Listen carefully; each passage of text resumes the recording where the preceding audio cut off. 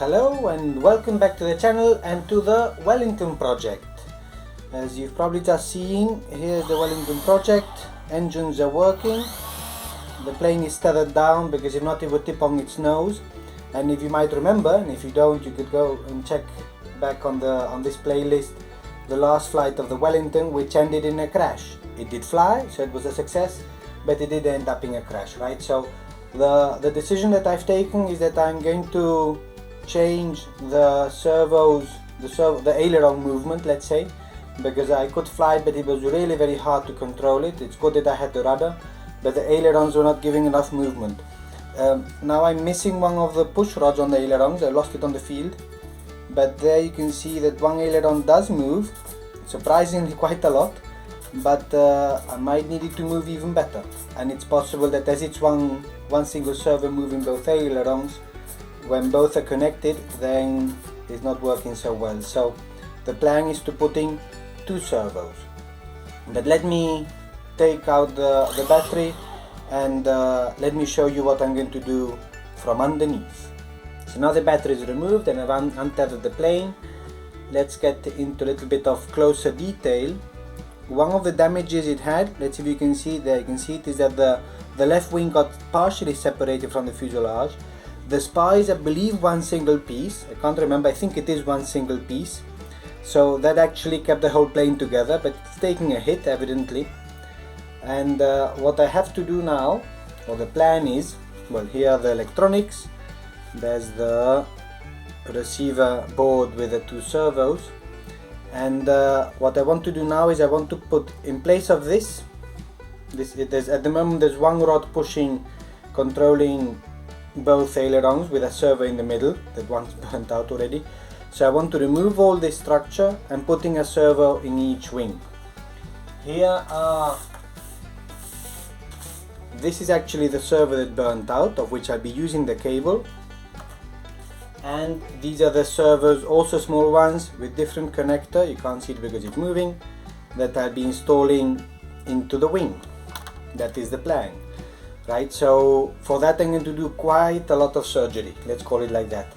You can also see that the wing is separated significantly. The root rib is damaged, so I don't know if I can save it or I'll have to pull out the plan and make a new one.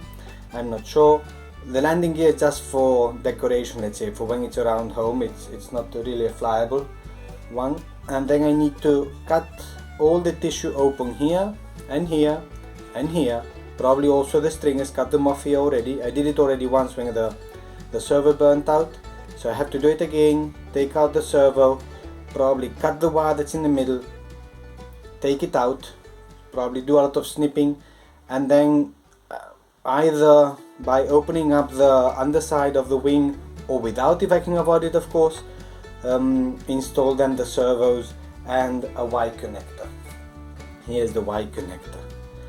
Now with the Y connector I've already tried to unplug a cable, as you can see, which I managed. Not easy, but I managed to do it. And the point is that this connector does not go into this brick, let's say, because that's got another connector. It's got this other, I don't know what name it has. So what I'm going to do, I'm going to use the burnt servo, take out the cable, connect this cable to the Y connector cables, and then I should have a Y connector that is working, that will allow me to control the two servos there. That's the overall plan. Doesn't seem like an easy plan, and I'm not sure if there's going to be success.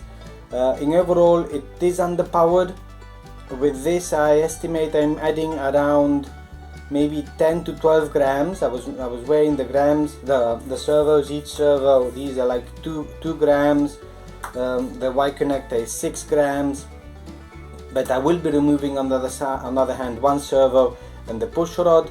So I'm estimated it's going up by like 10 grams, which doesn't sound like much, but for a model that is already underpowered, it could be quite a lot. And in exchange, I hope to have ailerons that have a lot of movement, that will allow me to do really a lot of movement, not actually to fall off. I probably need to also fix up the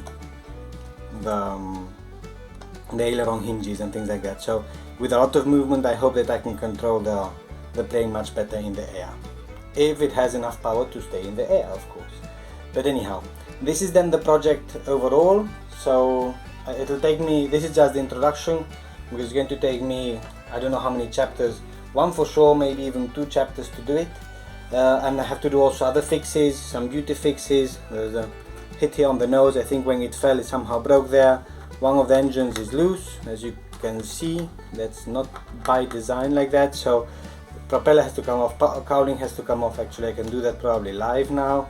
So propeller comes off, the cowling comes off, and the engine has to be replaced in its place. Shouldn't be too difficult, some glue, but some activity that has to be done. So as always, thank you everybody for following along.